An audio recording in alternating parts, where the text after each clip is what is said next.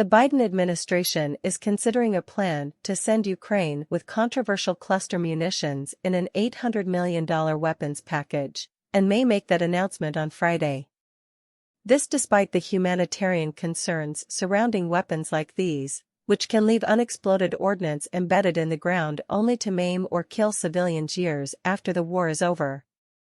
Cluster munitions, the New York Times reports, detonate dozens of submunitions, called bomblets, but they don't always all detonate and some can be left behind.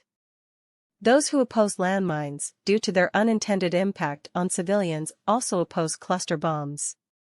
Ukraine has reportedly been requesting the weapons for months, but the U.S. has been reluctant to give them as over 100 countries, including some of America's closest allies, including Britain, Germany, and France, signed on to the United Nations Convention on Cluster Munitions in 2008, have banned cluster munitions because of the harm unexploded bomblets can cause civilians. Ukraine is reportedly facing a shortage of ammunition for its expected counteroffensive against Russian forces. The US, Ukraine, and Russia don't ban the munitions, but American law has restricted the transfer of cluster munitions if the dud rate is high, meaning more than 1% of the bomblets in the weapon usually fail to explode.